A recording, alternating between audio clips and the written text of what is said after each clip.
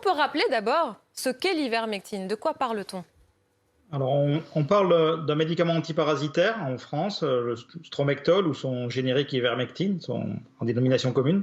C'est un médicament qui est traditionnellement utilisé en France contre la gale, principalement, même s'il a d'autres usages antiparasitaires.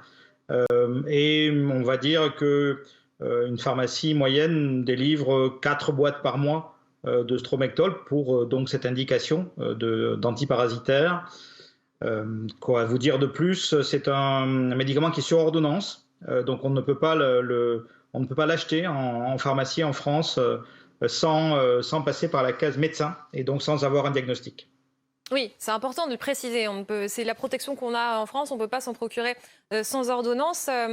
Et donc, c'est la protection en France. Mais est-ce que vous constatez tout de même qu'il y a de plus en plus d'ordonnances avec de l'ivermectine dessus? Non, non, non. Si on compare les chiffres, j'ai fait rapidement pour préparer l'émission la synthèse des ventes d'ivermectine en 2019 entre janvier et juillet, c'est 640 000 boîtes. Et entre janvier et juillet 2021, c'est 650 000 boîtes, donc quasiment le même chiffre.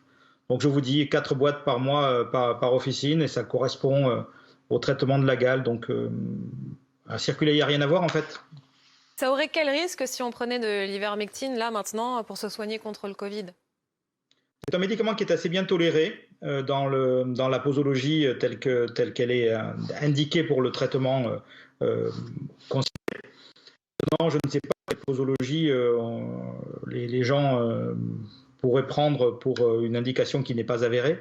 Et en tout cas, ça peut éventuellement avoir des formes graves d'hépatite qui ont été décrites pour certains cas, mais sinon, c'est-à-dire de maladies du foie graves. Sinon, ça peut provoquer des fièvres.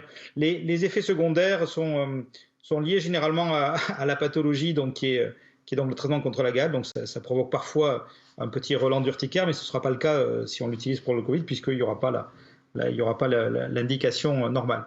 Donc voilà, donc c'est quand même pas anodin comme médicament. Je vous dis, il y a une double protection. D'une part, aucun pharmacien ne vous le délivrera sans ordonnance.